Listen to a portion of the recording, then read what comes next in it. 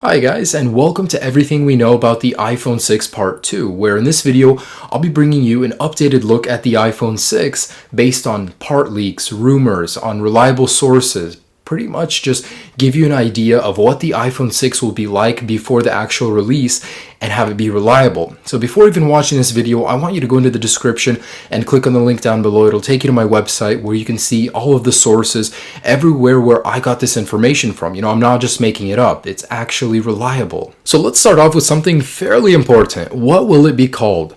Well, you would expect it to be called the iPhone 6 based on the previous lineup. However, that's what we expected with the iPad 5th generation. However, Apple decided to call it the iPad Air.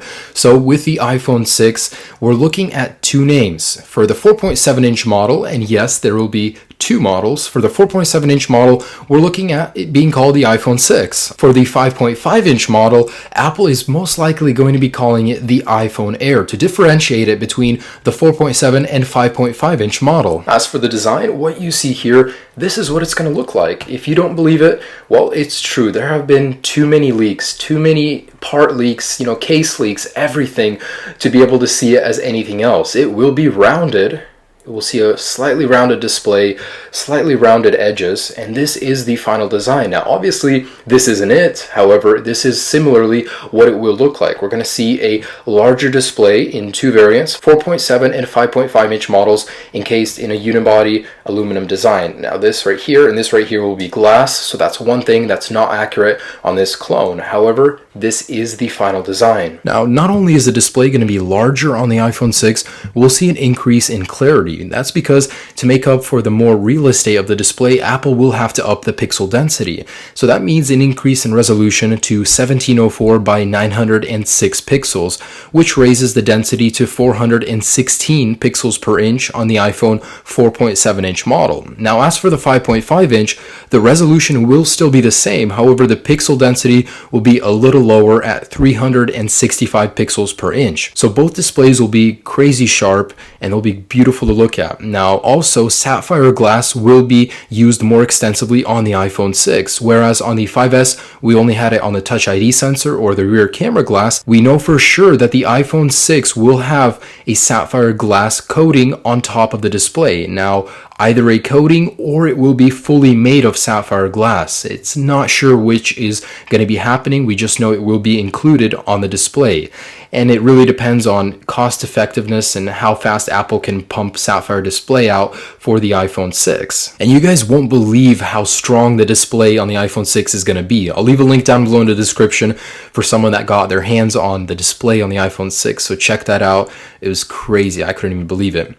Not only is it going to be really tough, really scratch resistant, it's going to be completely clear. So the quality of the display is just going to be amazing. Now, it will come in three color variants: gold, silver, and space gray. So the same as what the iPhone 6 offers. The iPhone 6 is going to be wicked fast. It'll have an A8 chip running at 2.0 gigahertz and quote unquote is going to be noticeably faster response time and graphics performance. Now, RAM will be up to 2 gigabytes and it's likely that the 4.7-inch model will have less RAM than the 5.5-inch model. Apple is really going to want to differentiate these two models, so not only screen size is a difference, it'll have performance differences as well. In a new leak, the iPhone 6 will carry a 2100 mAh battery compared to the 1560 on the iPhone 5S. Now, that's a massive jump in capacity.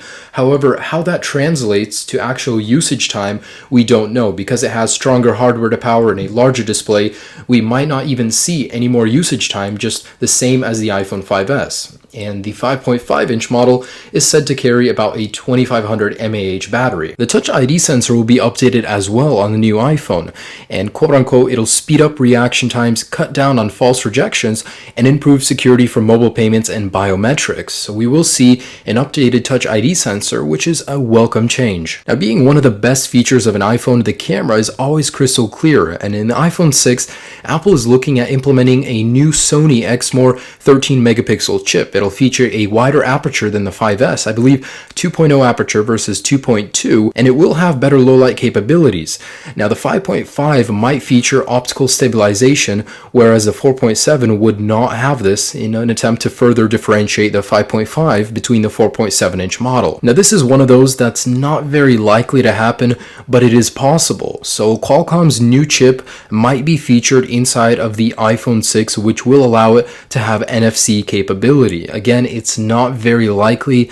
Apple would have implemented it a long time ago if it really wanted to. However, the same could be said for the larger displays. As for size, we could be seeing a 32 and 64 gigabyte launch variants, and then later on with time, as production increases, we'll be seeing a 128 gigabyte version, which could be exclusive to the iPhone 5-inch model. So of course, the price always depends on the options you want. And the iPhone 5.5 inch will start at $300 on contract, and the 4.7 at $200, and the iPhone 5S will see a price drop to $100 on contract. So the prices will of course be somewhat reasonable. Apple still wants you to buy their product. However, they do of course want to make money on it. So the 5.5 inch model will carry a $100 premium over the 4.7 inch model. Well, that's almost everything. Just one last thing, and that's release date. So in a new report, September 9th is supposedly the date that Apple will be announcing these devices. Followed by then, we're going to see about a 2-week interval between the actual release, and that's based on previous iPhone releases. So late September, we're going to be able to stand in line or order online for the iPhone 6. The launch will be on September 9th. Well guys, that's everything we currently know about the iPhone 6. All the specs, all the leaks right here. Hope you guys enjoyed this video. Have a great day. Peace.